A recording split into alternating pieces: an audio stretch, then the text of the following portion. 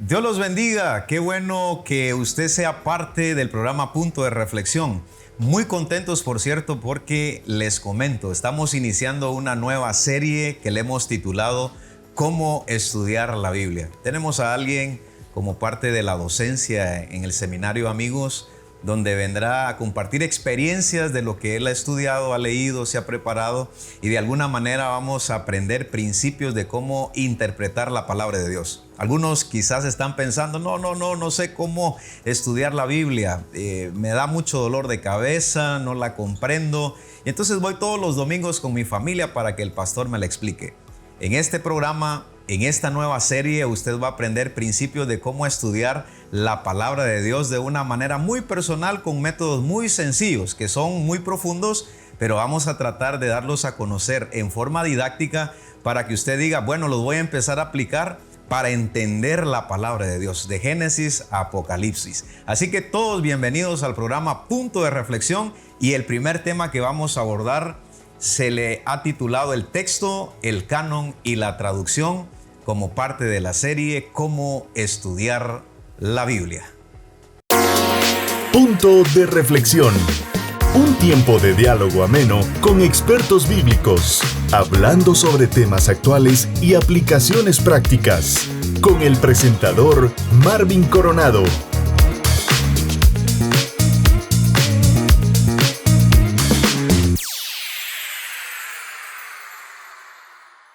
Damos gracias a Dios porque estamos abordando esta serie Cómo estudiar la Biblia.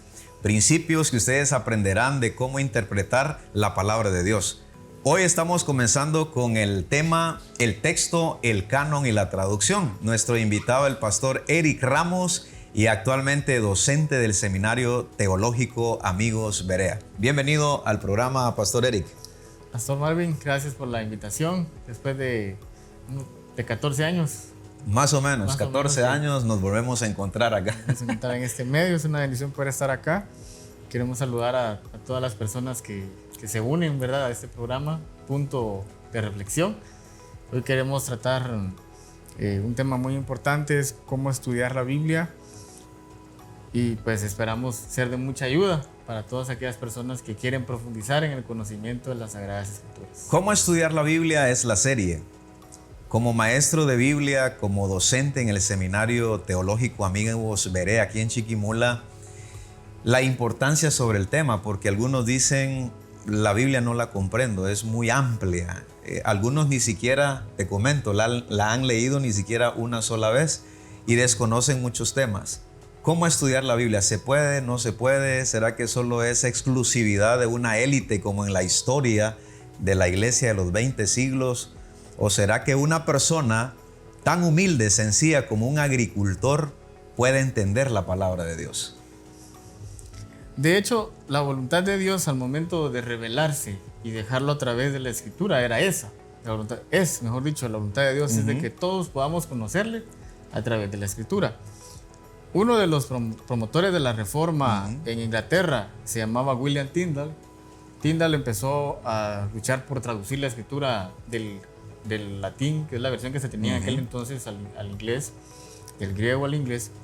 A Tyndale se le perseguía por esa función, pero en cierta ocasión Tyndale hace una carta a uno de los obispos de la iglesia anglicana de aquellos años y le dice: mi sueño es que un día la persona menos versada, menos preparada y conocedora de cualquier arte y de cualquier ciencia tenga acceso al conocimiento valioso de la palabra de Dios. La intención de él era que la traducción llegara al idioma propiamente de ese país, como en el caso de Martín Lutero. Correcto. ¿Verdad? Que era un alemán, y lo que él deseaba era una traducción también como este personaje que nos está citando, para que la Biblia la tuviera el pueblo y el más sencillo tuviese acceso a ella. A la palabra de Dios. Y es que es importante, pastor, porque recordemos que Dios se ha revelado en la Escritura. En teología se manejan dos términos acerca de la revelación de Dios. Dios mismo se da a conocer, Él es soberano. Y dicen los teólogos, hay una revelación especial y hay una revelación natural. La revelación natural son aquellas evidencias, aquella muestra que Dios dejó en la naturaleza, de su grandeza, de su infinitud, de aquellos atributos que denotan ese carácter y esa inmensidad divina, ¿verdad? Como lo menciona el Salmo 19, si no mal recuerdo, los cielos cuentan la gloria de Dios. Correcto. Pero no es suficiente. Sí, pues. Dios es en su misericordia y en su maravilloso amor quiere acercarse al hombre. Y entonces se da la revelación especial. ¿Cuál es la revelación especial? Es que Dios inspira al hombre a poder escribir sus palabras, su voluntad, en un libro maravilloso que se llama Biblia. El deseo de Dios siempre ha sido revelarse al ser humano, que haya un acercamiento. De hecho, en la Biblia encontramos el tabernáculo de reunión previo al templo. Y la idea es que Dios quería habitar, aunque sabemos que Dios no habita en templos hechos de mano de hombre, como lo plantea el libro de Hechos. Y también Salomón, cuando edifica el templo, él dice, claro, Dios no lo vamos a limitar acá. Pero tan interesante lo que mencionas con relación a la revelación de Dios, porque también en el tabernáculo de reunión, que era prácticamente una casa armable y que se podía desarmar también, y luego el templo con Salomón, notamos de que Dios de alguna manera quería revelarse, ¿verdad?, al pueblo de Israel propiamente, pues teniendo una casa temporal, por así decirlo, ¿verdad?, un edificio en donde Dios, a través del Shekinah, que es su presencia que se manifestaba, pues a través de un sistema levítico, una forma de cómo explicas también la revelación de Dios, que Dios siempre ha intentado acercarse al ser humano. Sí, así es. Dios en su misericordia se acerca al hombre, se revela a través de la Escritura, y nadie puede conocer a Dios si no es a través de la Escritura. Ahora, Pastor Eric, ¿qué es la Biblia?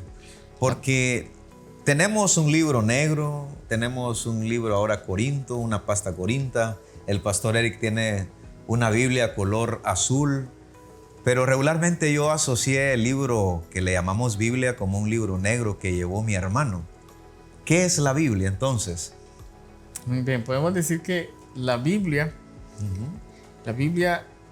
podemos afirmar lo siguiente: la Biblia es la palabra de Dios, sencillamente. Palabra de Dios, Dios plasmando su pensamiento. Su pensamiento y su voluntad. Y su voluntad. En un libro. Bueno, si queremos usar una definición más técnica, podemos decir que la Biblia es una conexión de escritos que el cristianismo considera singularmente inspirados y autoritarios. Inspirados, ¿por qué? Porque creemos que lo que está aquí fue inspirado por Dios. Es decir, en medio de la voluntad humana, cuando me refiero a voluntad humana, es el hecho de que el hombre se sienta a escribir. Sí, pues hubo alguien. Dios está detrás de eso, inspirando, adicionando o complementando o dando a conocer su voluntad en medio de lo que fue escrito. Por eso los consideramos inspirados, porque vino de parte de la voluntad de Dios. Y hay ciertas evidencias que refuerzan el concepto de la inspiración. Ahora, autoritativos, ¿por qué? Porque para nosotros la autoridad es la Escritura.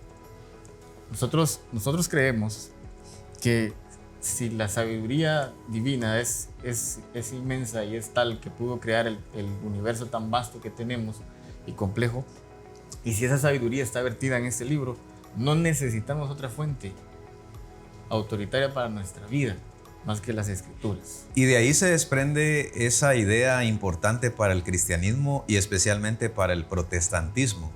La Biblia es la regla de fe y práctica. Lo voy a repetir una vez más. La Biblia es la regla de fe y práctica, porque nuestra autoridad es la palabra de Dios.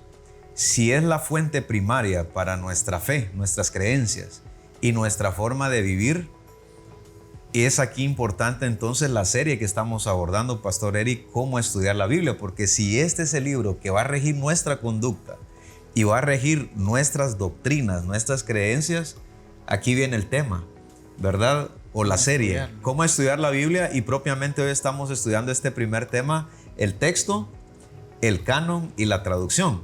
Ahora, cuando hablamos de texto, cuando hablamos de canon y cuando hablamos de traducción, ¿a qué nos referimos entonces? Ya que la Biblia es un libro, ya está por sentado, un libro sagrado. Dios plasmando sus ideas a través de seres humanos que cumplían la voluntad de Dios. Solo le quiero compartir una situación más. Luego me vuelve a hacer las preguntas que mencionó. La Biblia es un libro unificado. Es decir, la Biblia es también una recopilación de 66 libros más pequeños u obras literarias.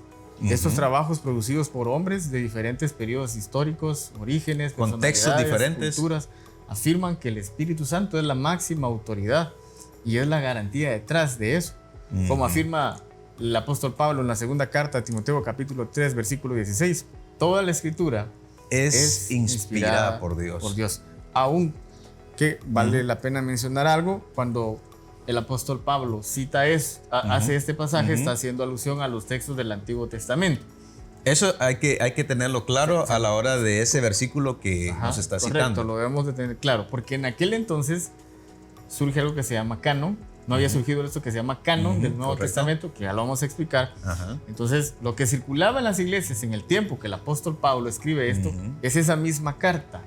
Los cristianos en aquel entonces estaban en una situación en la que comenzaban a preguntar qué escrito podíamos utilizar dentro de la iglesia y qué escrito no. Sí, en aquellos años no tenían una Biblia como la nuestra. Sí, porque nosotros decimos, tome su Biblia, que es la palabra de Dios, y leámosla, dice uno.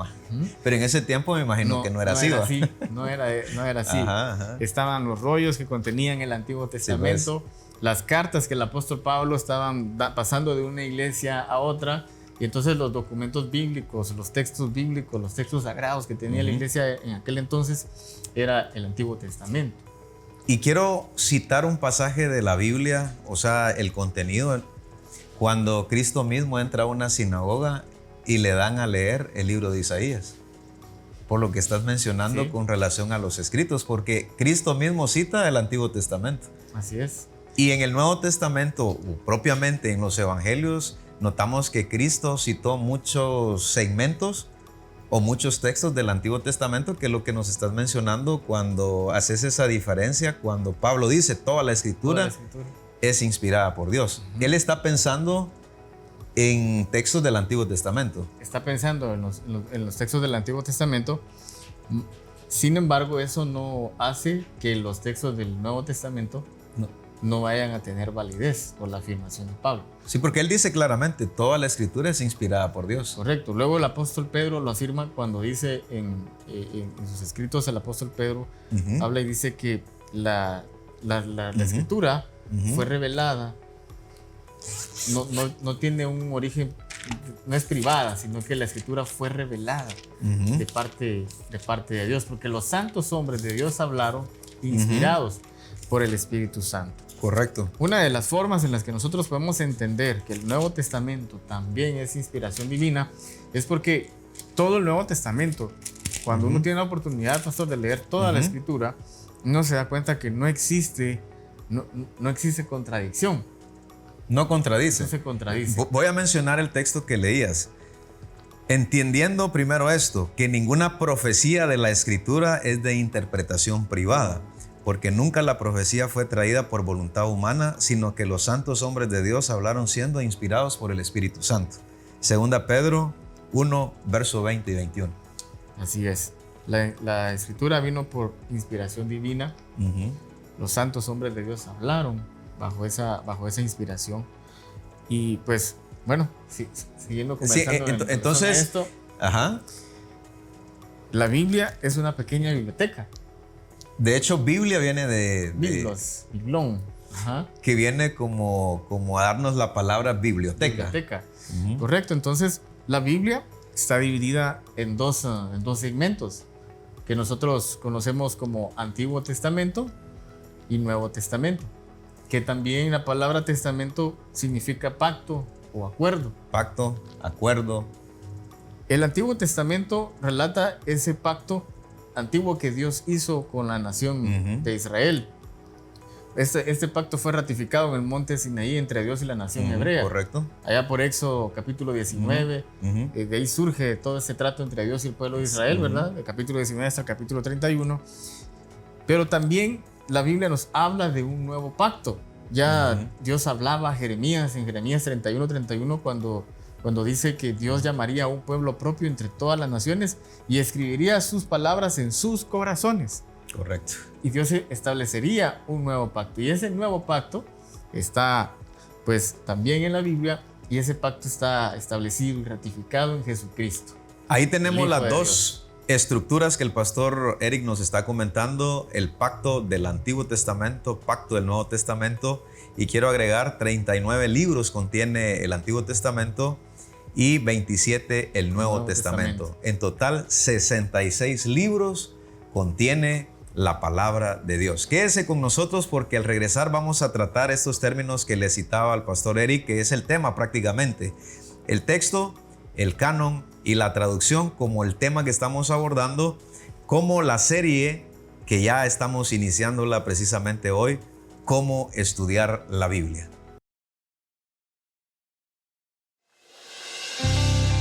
Somos la generación. Oramos a Dios por nuestra nación. Danos tu compasión. Iremos a Dios a todo lugar a mostrar tu verdad.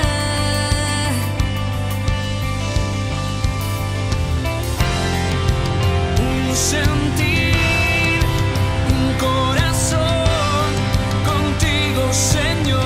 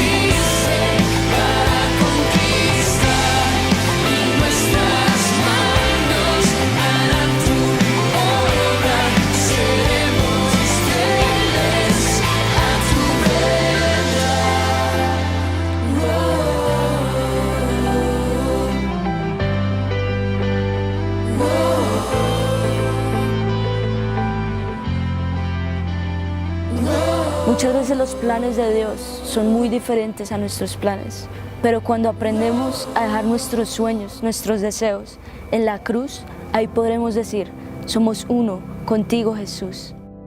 Somos una sola iglesia, somos un solo cuerpo. Cada uno tenemos capacidades y talentos que Dios nos ha dado para que cumplamos un mismo objetivo. La Biblia dice que uniéndonos podremos hacer mayores cosas. En Juan capítulo 17, Jesucristo dice, Padre, la gloria que me has dado, yo les he dado a ellos para que sean uno. Interesante que la gloria no es para alguna otra razón más que para que seamos uno. Yo creo que este es un tiempo muy importante, muy poderoso, muy histórico para nuestra generación. Sinceramente creo que este es el tiempo de Dios para nosotros. A través de la alabanza y la adoración lo que hacemos es dar todo lo que tenemos para ser uno con nuestro Padre.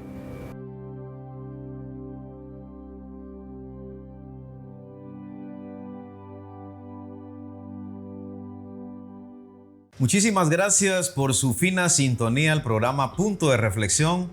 Estamos con nuestro invitado, el pastor Eric Ramos, maestro del Seminario Teológico Amigos Berea y también pastor del Colegio Evangélico Amigos. Nos bendice tu presencia, pastor Eric, porque nos está compartiendo principios de cómo estudiar la Biblia, que es la serie que estamos precisamente iniciando. El tema particularmente de hoy, el texto, el canon y la traducción. En el segmento anterior, pastor Eric, estuvimos hablando del Antiguo y el Nuevo Testamento. Pero la palabra canon, que es un término que se ha manejado a nivel general, es bonito conocer su etimología, su aplicabilidad y cómo esta palabra tiene fuerza tanto para decir el canon del Antiguo Testamento y canon del Nuevo Testamento. Entonces, ¿a qué nos referimos con esa terminología y cómo se aplica cuando se conformaron los libros tanto del Antiguo Testamento como del Nuevo Testamento? Muy bien, pastor, primero quiero definir, ¿verdad?, cuál es el origen etimológico de la palabra canon. Y es que lo que se sabe es que la palabra canon se origina en el transporte de mercancías, en los tiempos tanto del Antiguo como del Nuevo Testamento. Los mercaderes tenían una vara de medir de determinada longitud. Sí. Y entonces todas las mercancías, para poder entrar en la nave y evitar accidentes, tenían que ser de la medida que tenía esa vara. Por ejemplo, esta es la carga, ¿verdad? Interesante. Y ellos tenían el canon era una vara. Entonces ellos comparaban que la mercancía fuese de la medida de la vara para poder entrar y no tener problemas, ¿verdad?, de ningún tipo. Entonces, de ahí surge la palabra canon para relacionarla con las medidas o con los filtros que debe tener algo para poder entrar. Quiere decir que esta palabra se da en un contexto comercial. Sí, surge en un contexto mercantil. Sin embargo, ya el término canon como una palabra para medir fue aplicada en otros campos como en el tema bíblico. Estamos hablando ahora. En el tema bíblico, pues los antiguos hebreos no utilizaron una vara para ver. Sí, pues, aquí está el libro de Moisés, vamos. Lo físico, que se refiere a principios, se refiere a cualidades y características que los libros debían de tener. Es decir, un análisis. Un análisis. Y también esto, perdón, Eric, nos lleva también a un asunto bien importante, porque no solamente eran 39 libros del Antiguo Testamento en esa época, sino circulaban más escritos, igual el Nuevo Testamento. Correcto. Entonces, los ancianos de hebreos se sientan, los ancianos judíos se sientan a dialogar para establecer aquellos criterios que servirían para comprobar, primero, la veracidad del libro que estaba circulando, segundo, la autoría de ese libro, tercero, que ese libro estuviera relacionado con todo el proceso histórico de la nación, de la nación israelita. Entonces, los ancianos se sientan y establecen ciertos criterios y parámetros que debía cumplir un libro para ser considerado parte del canon, para ser considerado sagrado para ellos. Uno de esos criterios era la autoría de ese libro. Ese libro tenía que tener una autoría. Sí, y pues. ese autor obviamente tenía que ser un autor israelita. Judío. Que tuviera... O israelita, sí, sí, pues. Preferiría llamarlo israelita porque Ajá. para ese entonces el concepto de nación judía no se había desarrollado tal y como pues. ahora lo conocemos, Ajá. ¿verdad? Entonces, por ejemplo, los primeros 5 libros de la ley, aquí vamos a ir hablando ya de cómo está conformada Ajá. la escritura, se atribuyen ¿a quién? A Moisés. A Moisés. A Moisés. Un personaje insignia dentro de la historia judía. Legislador, emblemático. Esa era una de las características. El libro tenía que tener una autoría.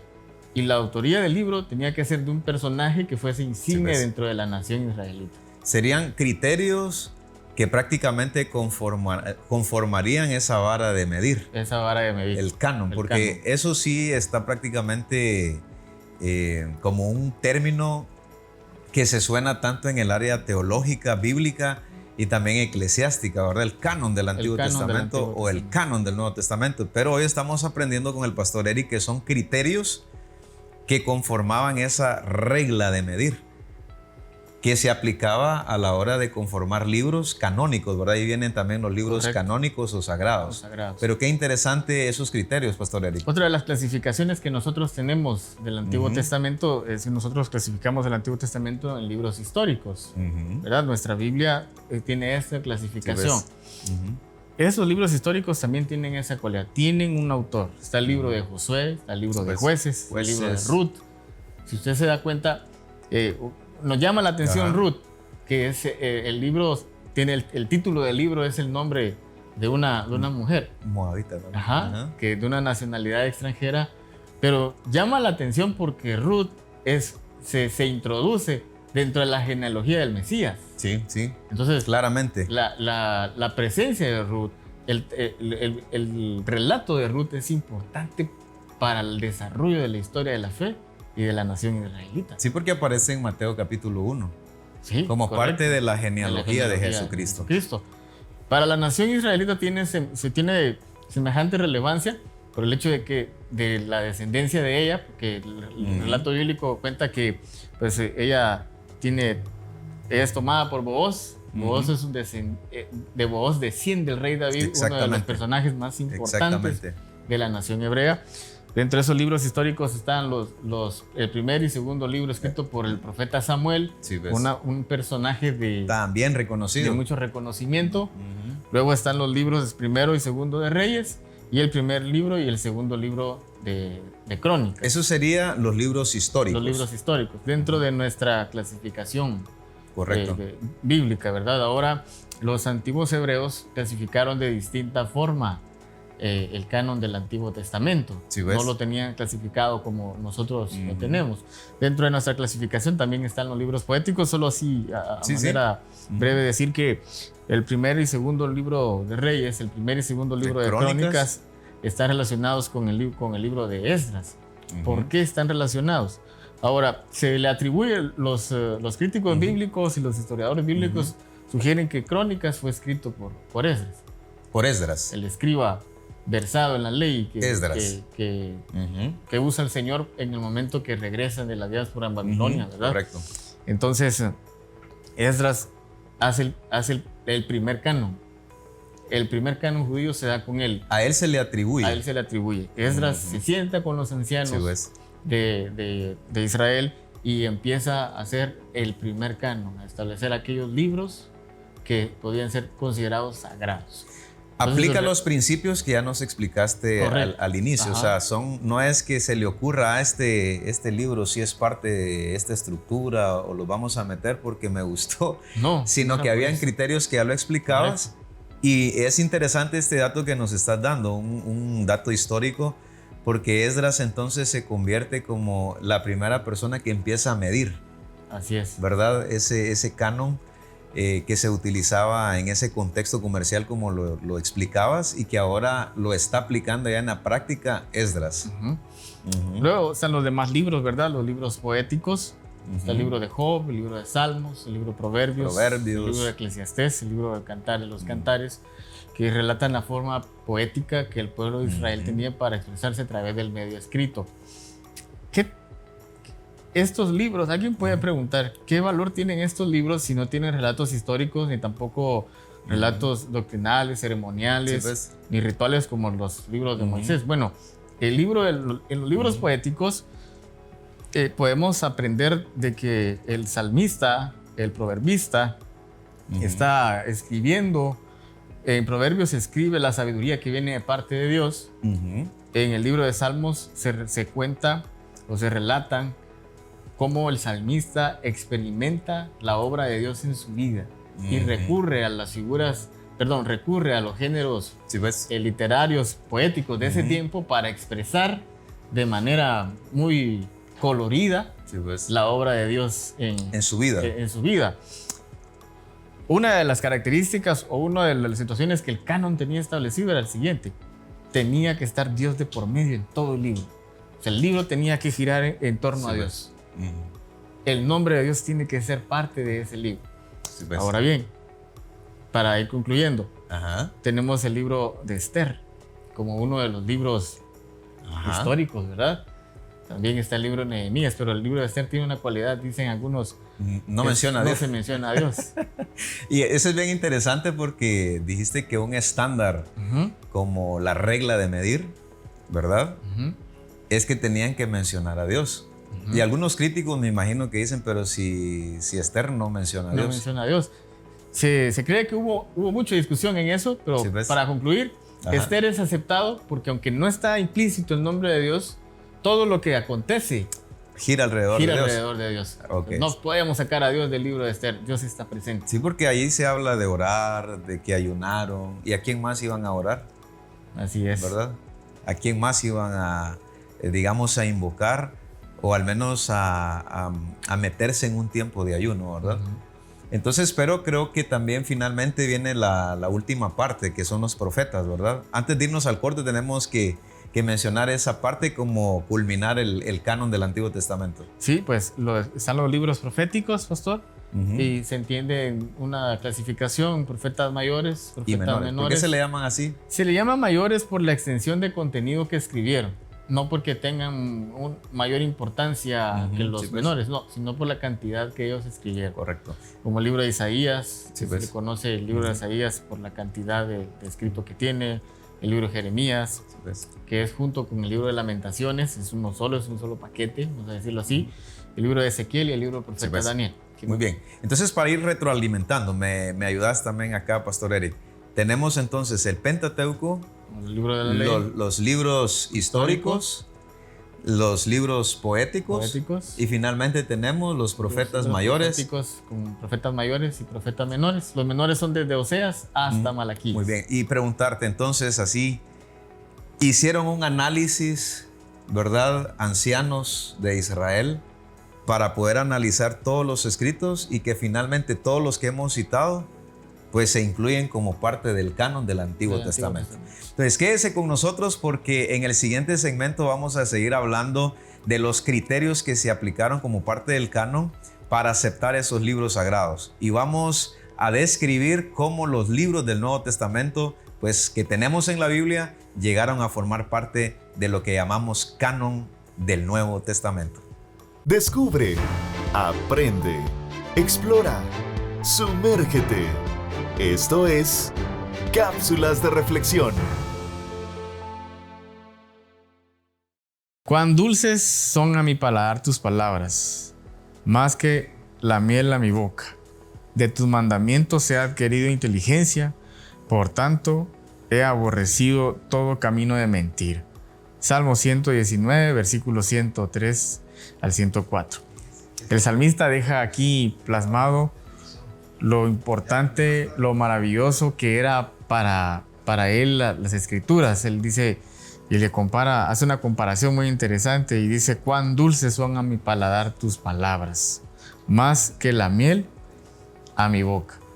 Y es que la escritura, ya luego de estudiar cómo se formó el canon, cómo nos llegó el texto, pues a Dios gracias, nosotros tenemos ahora un libro sagrado, una Biblia conformada en dos divisiones importantes: Antiguo Testamento y Nuevo Testamento, Antiguo Pacto y Nuevo Pacto.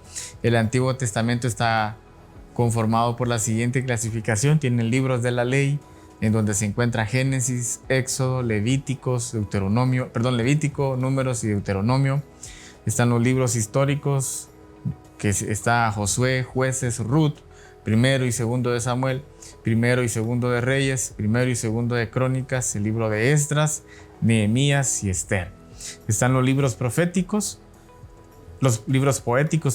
que anteceden a los proféticos. Los libros poéticos son Job, Salmos, Proverbios, Eclesiastés y el Cantar de los Cantares.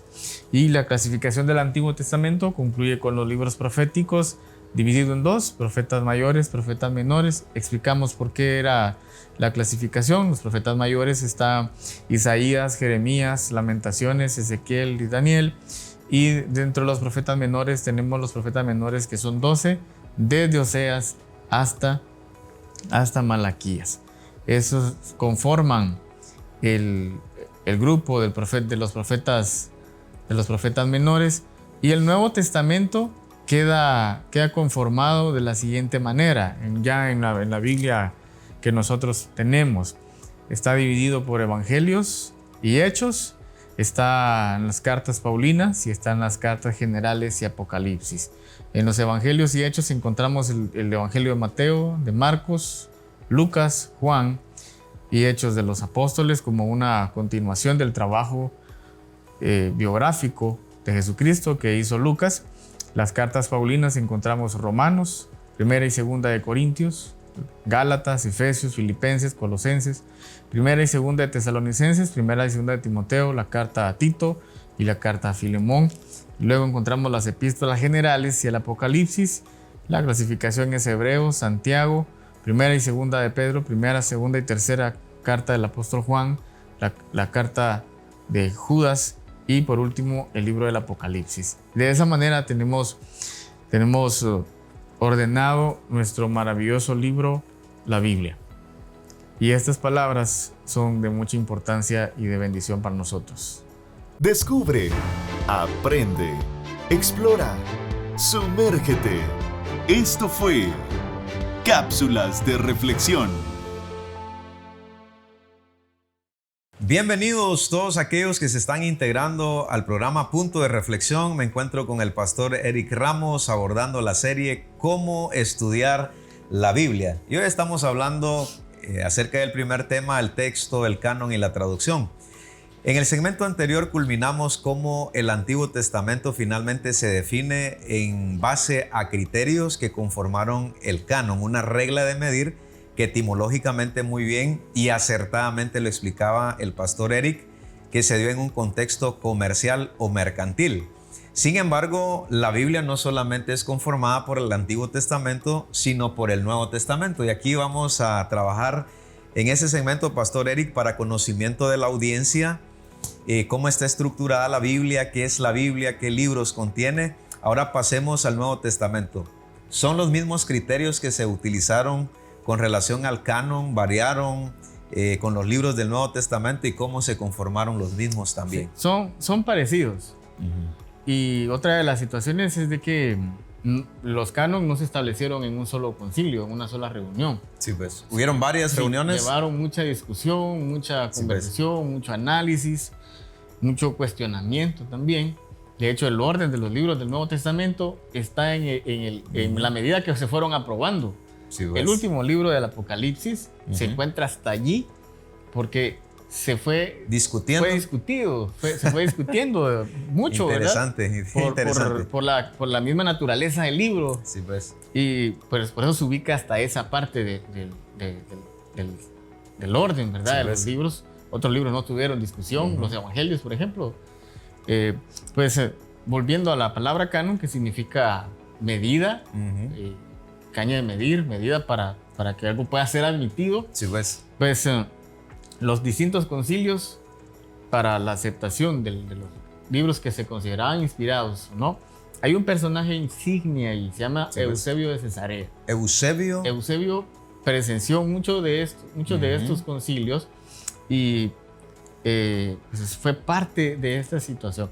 Ahora quiero mencionar así rápido, pastor, que la iglesia de aquellos años, aquellos siglos, de los primeros 3 siglos del cristianismo, no había existido una preocupación tan tan grande, fuerte por establecer un canon, hasta que aparecieron ciertas herejías, ciertas posiciones doctrinales que contradecían lo que la enseñanza oral apostólica se decía, ¿verdad? A diferencia de esto, Pastor Eric, perdón que te interrumpa, a diferencia del Antiguo Testamento, ¿qué es lo que llevó entonces a conformar el canon del Antiguo Testamento? Ya que nos estás introduciendo que lo que llevó al canon del Nuevo Testamento fue por razones de herejías.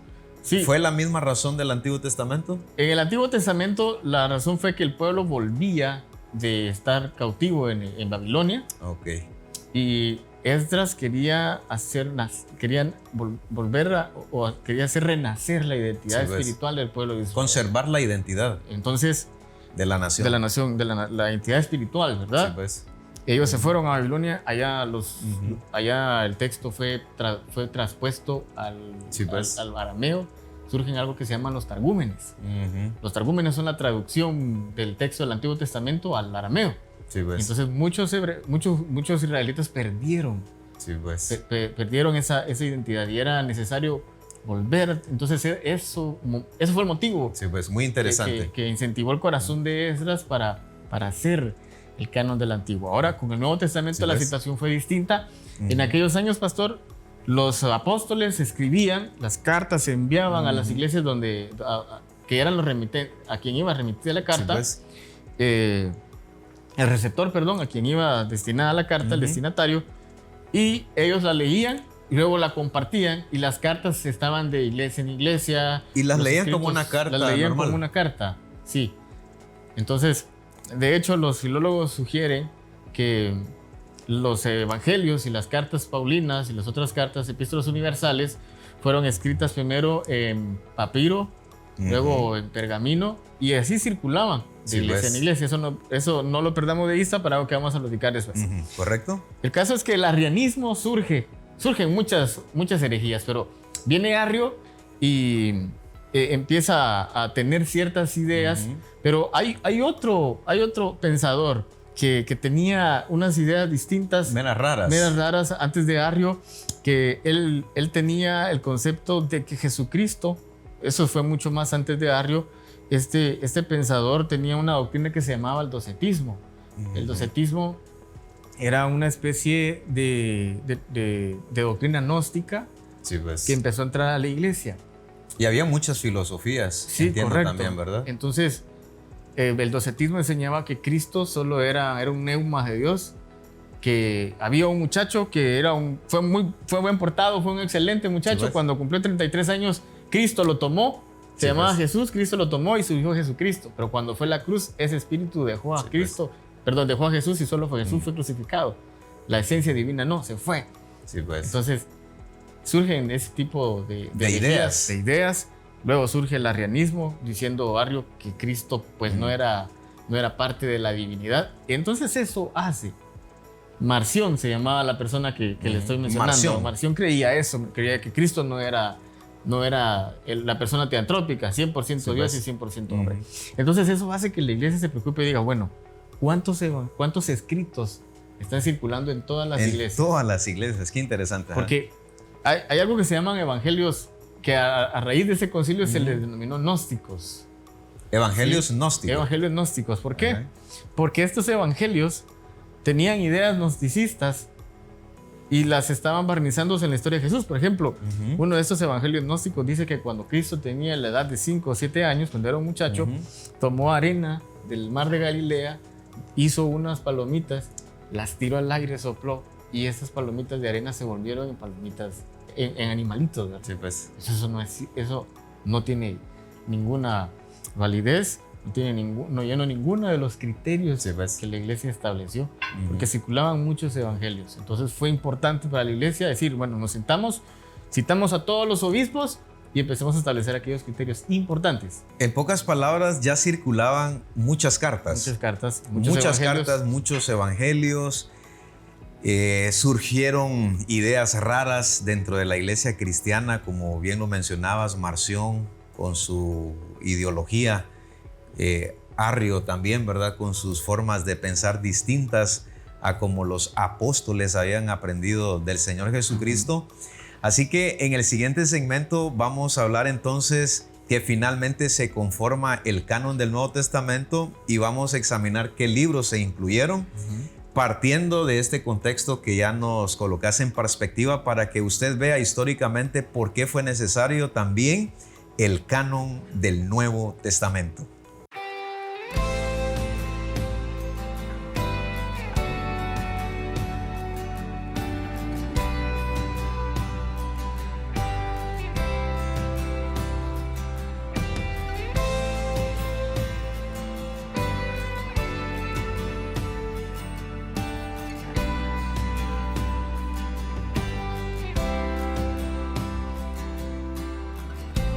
¿Cómo no adorarte si eres el ungido, poderoso gran rey?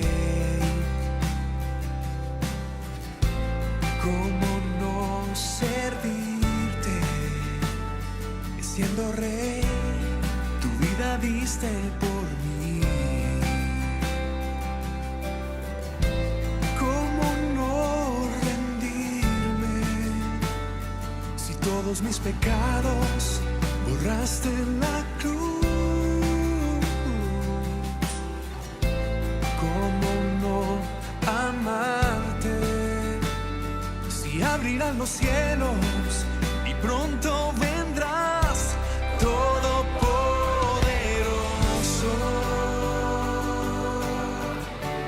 todopoderoso?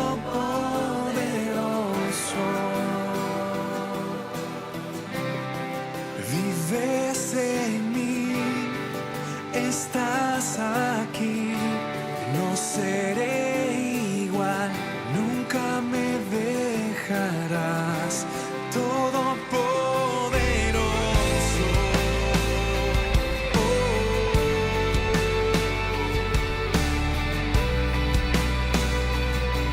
Julio Melgar.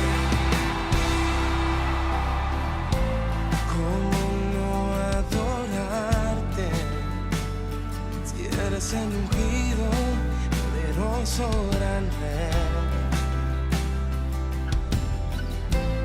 ¿Cómo no servirte siendo rey?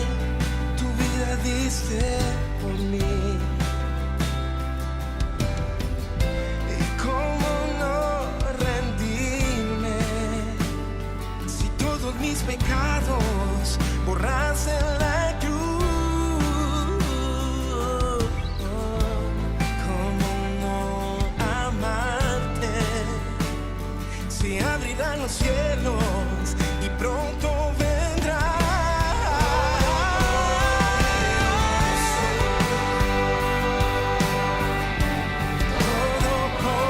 Todopoderoso, vives en mí, estás aquí, no seré igual, nunca me dejarás, todopoderoso.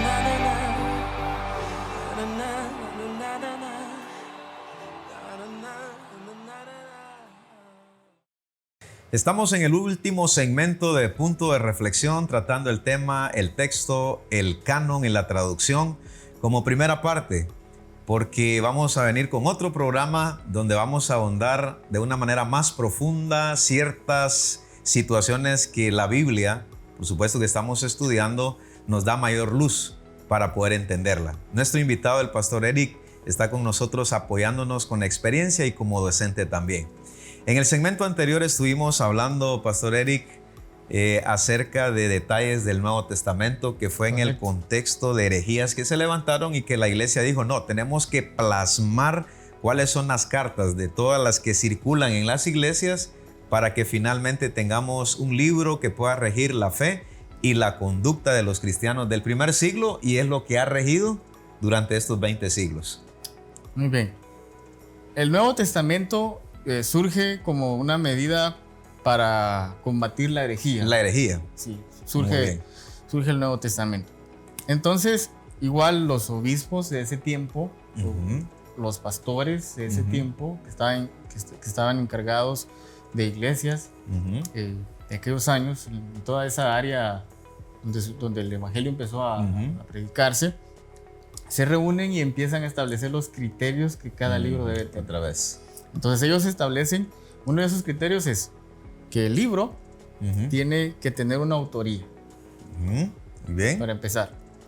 Número 1. Número 2, el libro debe ser escrito, debe tener algo que se le llamó sucesión apostólica. Sí, pues. Es decir, el libro tiene que venir vertido de alguien que fue un testigo ocular, presencial de Cristo. Número 1. Número 2, el libro tiene que estar en relación con todo el contexto cultural y eclesial de ese entonces. Sí, pues. Número 3, no tenía que tener una contradicción, ¿verdad? Y se tenía que entender que Dios estaba por medio del escrito. Sí, pues. Porque le voy a decir así, el apóstol Pablo escribió más cartas, aparte de las 13 que están dentro del canon, aceptadas. No obstante, aunque tenía la autoría, sí, pues, aunque tenía los otros criterios, pues carecía de ese factor teológico que sí poseen las cartas que están dentro del canon. Sí, pues. Es por mencionarle algunos de esos aspectos que ellos vieron. Entonces, los primeros libros de la Escritura, del Nuevo Testamento especialmente, que aparecen en el orden de como los tenemos actualmente, fueron los libros que no tuvo mayor discusión de ser aceptados. Y ahí hablamos de los evangelios, ¿verdad? Tienen todas las características: Mateo, Marcos, Lucas, el Evangelio de Juan y el libro de los Hechos, que es parte de esos escritos. Sí, pues. No hubo discusión, no hubo mayor discusión para aceptarlos. Esos criterios son importantes que los entendamos y los aprendamos, porque los tomaron en cuenta como la regla de medir, otra vez el canon, que es una regla de medir, y estos criterios los establecieron y entonces empezaron a evaluar, ¿verdad? Ya lo que nos estás ahora mencionando con los libros, pero hay más libros, están hay las más cartas paulinas, que son 13, entiendo. Son 13 cartas, Romanos, la primera y segunda carta de Corintios, la carta a los Gálatas, sí, pues, a los Efesios, a los Filipenses, a los Colosenses, primera y segunda Tesalonicenses, primera y segunda de Timoteo, la carta a Tito y la carta a Filemón. Sí, pues. Son cartas de autoría paulina, no está discutida la autoría, y el acervo teológico que se maneja aquí es muy profundo. Y es dirigido a una iglesia en particular, que existía la iglesia y estaba ahí presente. Y por último, las cartas generales y el Apocalipsis, como lo dije en un principio.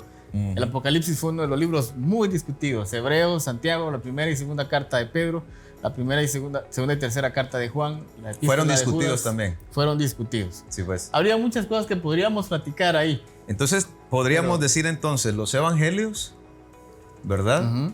Está, por ejemplo, Hechos, no sé dónde lo ubicamos, el libro de Hechos, tiene como que libro ser histórico. Parte de los evangelios. De los evangelios, muy bien. Las cartas del apóstol Pablo, las epístolas pastorales, entiendo. Las epístolas paulinas tienen división, epístolas a las congregaciones, y están las epístolas pastorales. Muy bien. Y están las cartas universales. O epístolas generales. Y el Apocalipsis. Y el Apocalipsis. se discutieron, se analizaron y entiendo que según por historia en el tercer concilio de Cartago en el año 397 pues se estableció el canon del Nuevo Testamento. Ya se podía decir con seguridad lo que ahora hacemos en las iglesias. Solo un dato. La Biblia, la palabra de Dios. En el 320 empiezan estas discusiones y estas reuniones. 320. Y concluyen en ese concilio. 397. Entonces noten que no fue así una cuestión rápida, una cuestión de improvisación.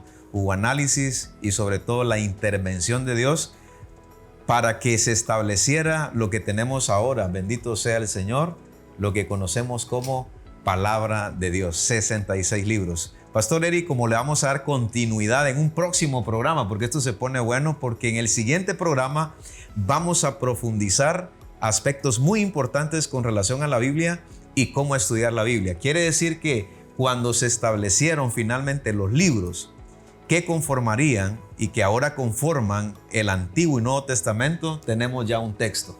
Así es. Porque ese es el tema que estamos trabajando. Texto, canon y la traducción que la vamos a trabajar en el siguiente programa. Entonces, tu punto de reflexión entonces. El punto de reflexión es el siguiente. Dios se reveló, Dios se ha revelado en un antiguo pacto y en un nuevo pacto, y Él ha estado presente en todo ese proceso de escrituración de su santa palabra. Y es un regalo maravilloso para todos nosotros. Gracias, Pastor Eric, por darnos una reseña histórica, por apoyarnos en conocer cómo se estructuró la Biblia y que finalmente tenemos en nuestras manos la palabra de Dios y que podríamos decir un texto sagrado, un libro sagrado. Y en el siguiente programa, que vamos a tener la participación del Pastor Eric, vamos a abordar puntos muy importantes, ahora sí, relacionados al texto puro que nosotros le llamamos palabra de Dios. Espero que estés motivado, espero que esto te haya causado un poquito de incomodidad para poder aprender más de la Biblia, estudiarla, y tenemos un texto puro de Génesis, Apocalipsis, y yo creo que una de las cosas para entender la Biblia, y con esto nos vamos, hay que leerla, Pastor Eric, por lo menos, si queremos empezar a entender la Biblia, por lo menos leerla una sola vez. ¿Cuántas veces has leído la Biblia? Segunda pregunta, ¿la has leído completamente alguna vez? Son los retos que te quedan en el punto de reflexión. Si Dios nos permite, nos vamos a encontrar en otro programa aprendiendo principios de cómo estudiar la Biblia. Dios te bendiga. Punto de reflexión. Un tiempo de diálogo ameno con expertos bíblicos, hablando sobre temas actuales y aplicaciones prácticas, con el presentador Marvin Coronado.